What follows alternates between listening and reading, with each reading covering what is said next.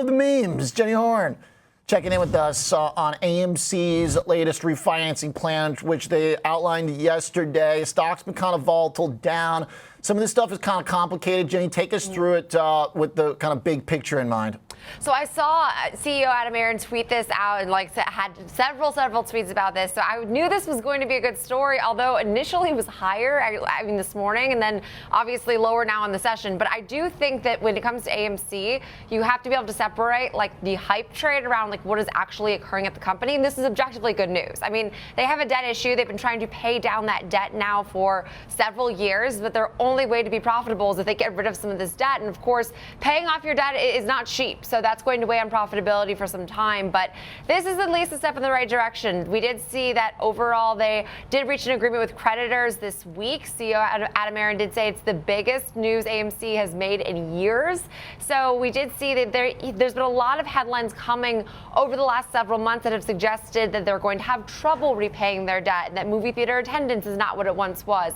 However, I will say that full year revenue and EBITDA, we did just hear from Aron's that said we're almost back to pre-pandemic levels, almost back to 2019. So that is something.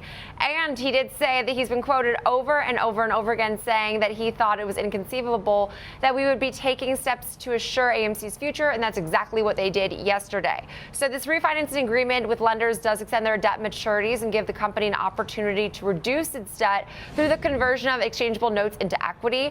So AMC will be issued around $1.2 billion in secured loans that are due in 2029 in consideration for open market purchase of senior secured notes through 2026. AMC did also exchange around $500 million of second lien subordinated secured notes that are due in 2026, and those will be issued for loans due in 2029.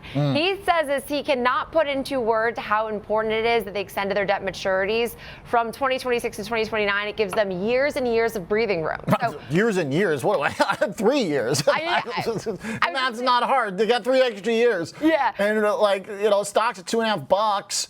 So they really can't exchange more into equity. That's why the pumps are so important. That's why I call this a GoFundMe, because the best thing that can happen in this company is the stock goes up so that they can issue the shares, so that they can get profit off of it and then help pay down their debt. Because right now, this whole rolling game of getting creditors to extend them, I mean, it's risky. I mean, they're living on the edge. They are living on the edge. They had to move their theaters out from that other debt. I don't even know what the other debt is tied to, so I don't know how they pulled that off. Remember Highcroft Mining or whatever their other investment was in that gold company? So that's probably in there. I'm sure it must I guess. be. I mean, what happened to that? I have to say, though, to give AMC and Aron's credit, food and beverage sales have been higher and really strong. We also saw a ton of box office interest with Inside Out 2 and all these various films that have done better in the later months of this year.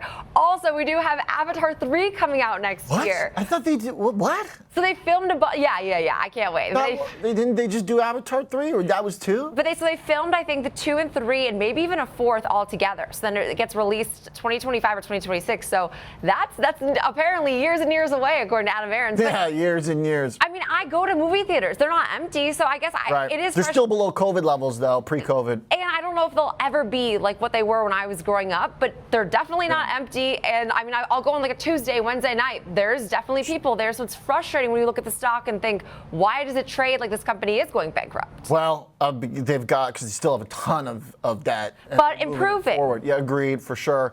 I don't know, the stock not doing well on it, though. Maybe the stock still sees a future of them using the stock to their advantage. So it's tough gambit. All right, but good rundown. Appreciate the analysis. Thanks, Jenny.